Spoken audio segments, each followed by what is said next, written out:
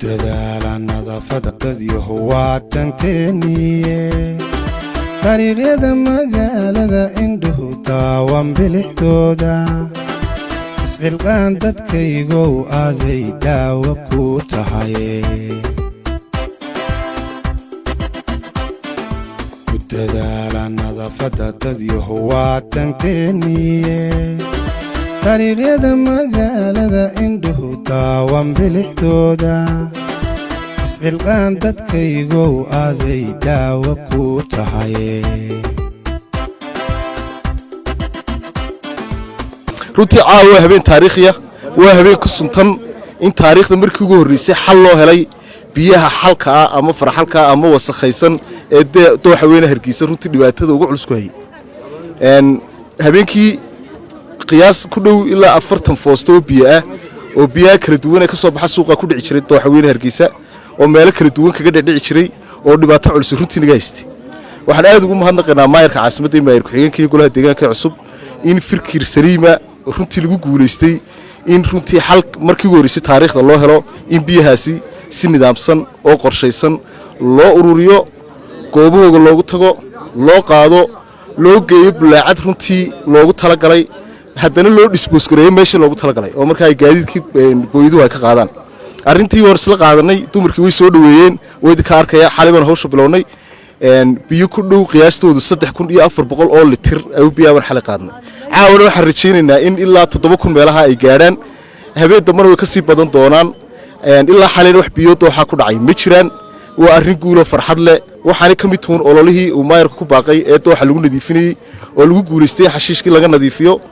xalkiisii si sustainable uu noqdo shirkadii la amray in ay dhigaan goobihii dad ilaalaa inay adeegii dadka siiyaan oo shaqadaasina ay runtii si fiican u socoto waxa hareena runtii ilaa khamiista la dhameystiri doono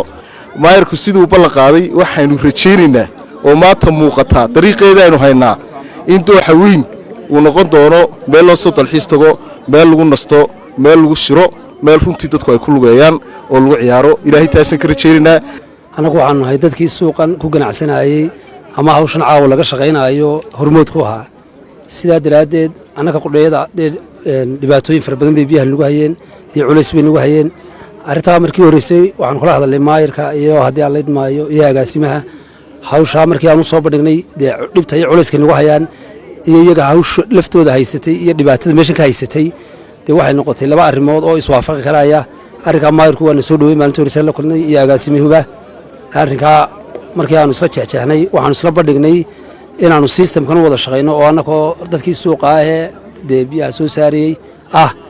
iyo dowladdii hoose dhinaca aanu iskaashanno oonu arrinkaa deetana sidaa ku fulino alxamdulilah rabbilcaalamiin arrinkaasi waa noo hirgelay horraantiisa xalay ayaanu bilownay caawana waa habeenkii labaad si fiican ayay hawshaasi nagu socotaa wax dhibaata iyo wax suuqii culayskii saaraa iyo dooxii kolley waxaan filayaa inay wax badan ka degayaan maayarka iyo tiimkiisuna ay heli doonaan insha allah culays badan saaraa in iyagana ka dhaadhici doonaan bidmillah maayarka hawshan inoo qabtay ee dooxa nadiifinteeda iyo howlaha kale uu qabtay waynu ugu mahadnaqaynaa wixii dambana insha allah u fududeeyo leenahay waxaanu nahay qoladii biyaha makiinadaha dooxa ku soo daadin jirtay dabadeed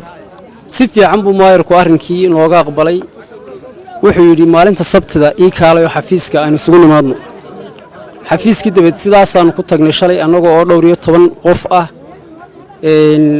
hawshu si fiican bay noogu soo dhammaatay oo aad u qurux badan sidii ay noogu ballan qaadeen way u fushay